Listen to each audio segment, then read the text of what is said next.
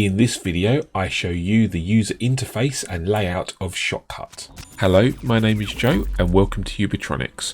On this channel, I help you learn open source software.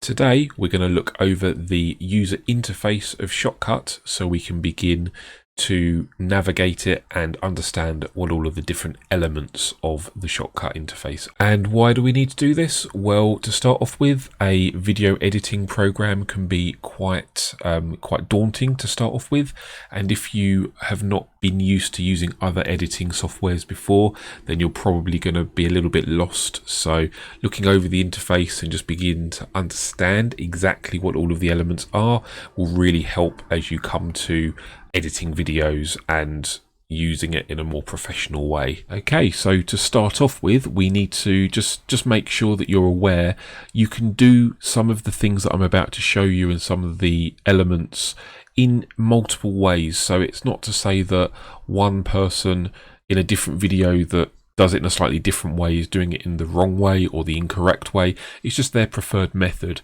You'll also find your preferred method when working with the Shotcut interface. So there's multiple different ways of doing things, and just be aware that although I'm going to show you one specific way, it's probably not the only way to be doing it. The first thing to understand is you've got all of the buttons across the top here.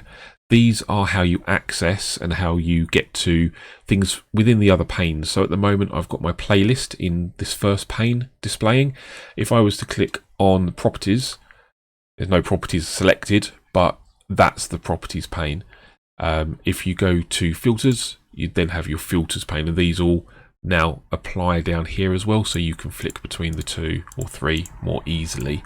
The second pane is this preview pane.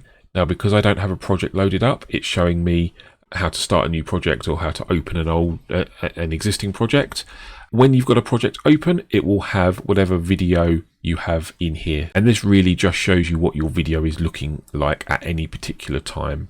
And then you've got the third pane over here, which is on jobs at the moment for me, but you've also got history and recent, and you'll see that these kind of mimic up here as well. So if I was to click onto that, it would show it over here in the third pane.